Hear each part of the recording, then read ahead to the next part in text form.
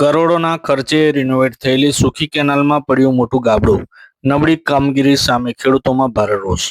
પ્રાપ્ત વિગતો મુજબ જૂની અને જર્જરિત થઈ ગયેલી સિંચાઈ કેનાલોને કારણે થતા પાણીના બગાડ અને લીકેજની સમસ્યા ઉકેલવા માટે સરકાર દ્વારા હાથ ધરાયેલો કરોડો રૂપિયાનો રિનોવેશન પ્રોજેક્ટ હાલ ક્ષતિગ્રસ્ત કામગીરીને કારણે વિવાદમાં સપડાયો છે. મુઢિયારી નજીક ભારે વરસાદને કારણે સુખી કેનાલમાં આશરે મોટું ગાબડું પડતા ગાબડાની સામેની બાજુના ભાગમાં 10 મીટર જેટલો ભાગ ક્ષતિગ્રસ્ત થતા કેનાલને ભારે નુકસાન પહોંચ્યું છે.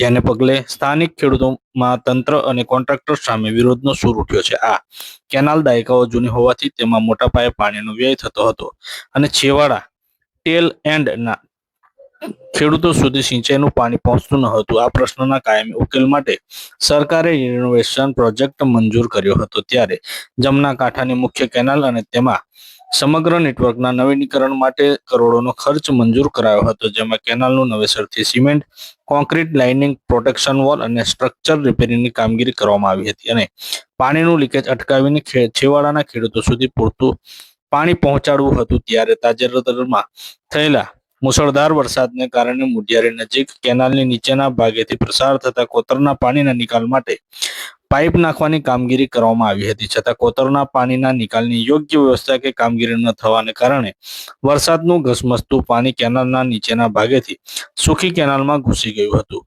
પાણીના ભારે પ્રવાહને કારણે કેનાલનું કોન્ક્રીટ લાઇનિંગ તૂટી પડ્યું હતું અને આશરે 2 મીટર જેટલું મોટું ગાબડું પડી ગયું હતું, જેનાથી કેનાલને ખાસું એવું નુકસાન થયું છે. રિનોવેશનનું કામ પૂર્ણ થતાં જ ખેડૂતોને આશા હતી કે ચોમાસા પછીના રવિ પાક અને ઉનાળુ પાક માટે સમયસર અને પૂરતું સિંચાઈનું પાણી મળી રહેશે, પરંતુ કેનાલ બન્યાના ટૂંક સમયમાં જ ગાબડા અને તિરાડો પડવાના અહેવાલો સામે આવતા કામગીરીની ગુણવત્તા સામે ગંભીર સવાલો ઊભા થયા હતા.